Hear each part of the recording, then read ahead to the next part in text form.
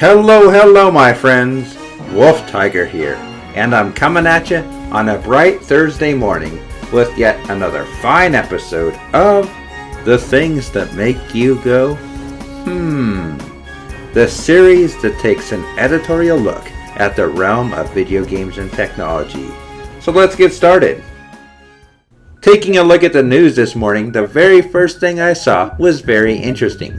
Microsoft is claiming that Xbox One sales in the US have more than doubled, which just so happens to be the same time frame when they dropped the Kinect and lowered the price. Coincidence? I don't think so. So let's get more details on this story.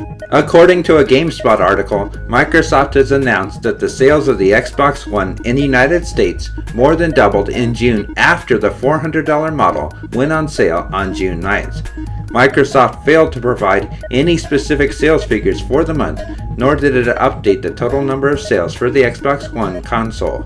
Instead, all it provided was a vague statement about selling more than twice as many consoles in the US since June 9th as compared with May. So to recap, Microsoft announces, without giving any numbers, that sales for the Xbox One in the United States have spiked and more than doubled in June. And it just so happens to be the same time period when the Kinect is gone and the price went down. That's quite a coincidence, isn't it?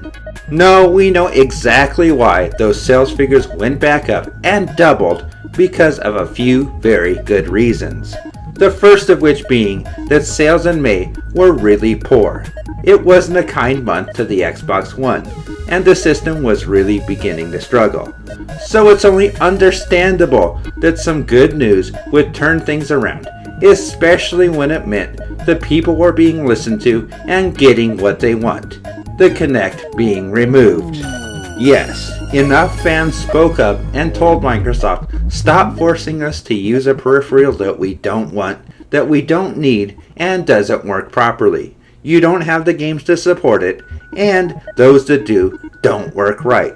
So Microsoft was forced to listen, and despite them saying they wouldn't be getting rid of the Kinect anytime soon, they actually did it.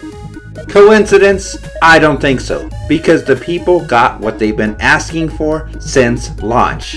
A DRM Lite, Kinect-free Xbox One that can focus on games and not Kinect nonsense.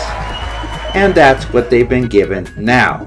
So it's only understandable that that kind of news would bring sales up. So hopefully this trend will continue and sales for the Xbox One will continue to rise, because both the industry and Microsoft could use good news right about now. After all, it was just announced today that they laid off 18,000 people, and that's a whole lot more than what people were projecting earlier in the week. Sure, it's just part of big business and life, but still, it's nothing to sneeze at. Not when that many people are lost to one single round of layoffs. 18,000 people is a big chunk of a workforce, no matter what.